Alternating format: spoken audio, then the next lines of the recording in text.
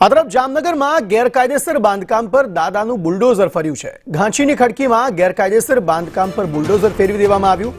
સામૂહિક દુષ્કર્મ કેસના આરોપીના 2 મકાન તોડી પાડવામાં આવ્યા। આરોપી હુસૈન શેખના મકાનો તોડવામાં આવ્યા। જામનગર એસપી ડીવાયએસપી સહિત પોલીસનો બંદોબસ્ત અહીં ગોઠવવામાં આવ્યો। અગાઉ આરોપીનું ફાર્મ હાઉસનું પણ દબાણ જે છે તે દૂર કરાયું હતું।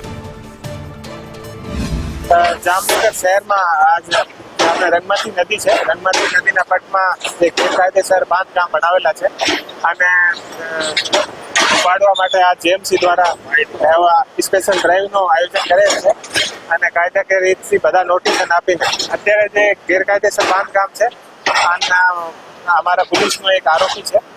આના ઉપર લગભગ 6 થી 7 ગુના છે। અત્યારે ગેંગરેપના કેસમાં જેલમાં બંધ છે હુસૈન વાંગા। આના ઉપર આના જે ગેરકાયદેસર નદીના પટના અંદર જે બાંધકામ બનાવેલા છે આને જેએમસી દ્વારા પાડવામાં આવેલ છે।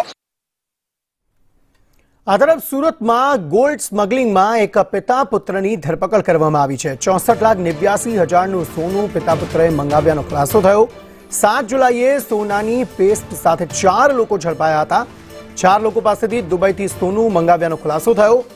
જહાંગીરપુરામાંથી સોનાની પેસ્ટ સાથે 4 શખ્સો ઝડપાયા હતા। ગોલ્ડ સ્મગલિંગના માસ્ટર માઇન્ડ આ પિતા પુત્રની હવે ધરપકડ કરવામાં આવી છે।